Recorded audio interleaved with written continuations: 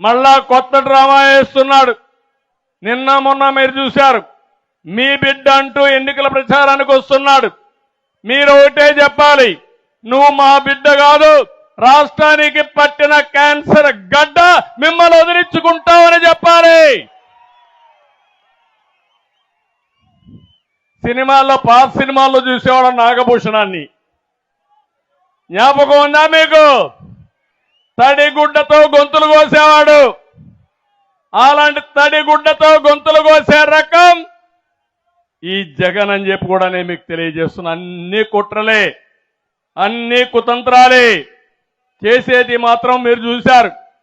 బాబాయ్ ఏమైంది? బాబాయ్ ఊ కిల్డ్ బాబాయ్. ఎన్ని డ్రామాలు జరిగాయి బాబాయ్ దీంట్లో. ఇప్పటికి కూడా అసలు వాళ్ళు అరెస్ట్ అయ్యారా అని నేను అడుగుతున్నా. అసలు వాళ్ళు అరెస్ట్ కారు. కడాన మీరు చూస్తే ఆయన కూతురు, ముఖ్యమంత్రి చెల్లెలు, ఆవిడ మీదనే కేసులు పెట్టారు. సిబిఐ పైనే కేసులు పెట్టే పరిస్థితికి వచ్చారు.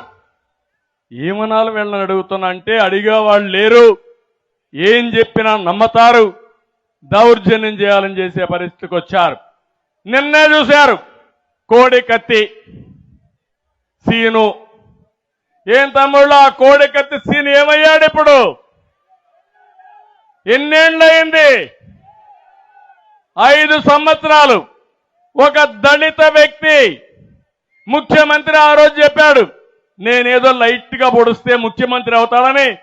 ఆయన లైట్ గా పొడిచానని ఆయన చెప్తే, కాదు నన్ను హత్యా ప్రయత్నం కోసం వచ్చాడని మన మీద నేరం వేయాలని ప్రయత్నం చేసి పాపం ఆ కోడికత్తి సీను జైల్లోనే ఉండిపోయే పరిస్థితికి వచ్చాడు. అంటే ఎలాంటి ప్రమాదకరమైన వ్యక్తో మీరు గుర్తుపెట్టుకోవాలి. ఒక వ్యక్తి యొక్క ప్రవర్తన ఏ విధంగా ఉంటుందో ఇలాంటి వాళ్ళని చూస్తే మనకు అర్థమవుతుందని చెప్పి కూడా నేను మీకు తెలియజేస్తున్నా.